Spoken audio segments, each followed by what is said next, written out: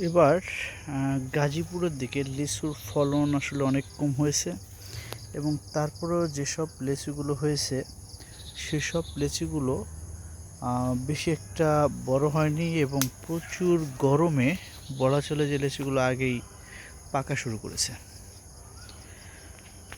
তো তেমনই একটা গাছ আপনাদেরকে আমরা দেখাচ্ছি। এখানে আসলে আরও অনেকগুলো গাছ আছে। তো এই হলো লিচুর বর্তমান কন্ডিশন, যে আসলে গাছে লিচু খুবই কম, কিন্তু যাও ছিল বা যা হয়েছে তাও আসলে পেকে যাচ্ছে।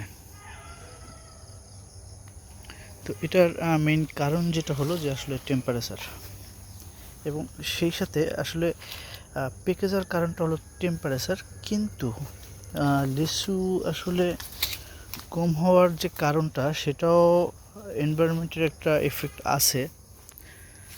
কারণ আমরা দেখতেছি আসলে গরমের সময় প্রচুর গরম এবং শীতের সময় প্রচুর শীত পড়তেছে। তো এই প্রবলেমগুলোর কারণে হয়তো এরকম হচ্ছে। সেই সাথে শুধু যে লিচু কম হয়েছে তা না, আমাদের যে বাগান সেখানে আসলে প্রচুর আম লিচু হয়। তো এবছর আসলে অনেক কম হয়েছে। আবার গাছের একটা ন্যাচারাল ইয়ে আছে যে হয়তো 2 বছর বেশি দিলেও পরে কম দেয়, সেটা একটা ব্যাপার হতে পারে।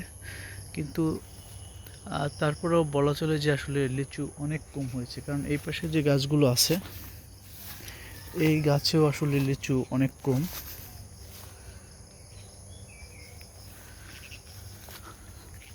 এখানের গাছগুলো লিচু কম।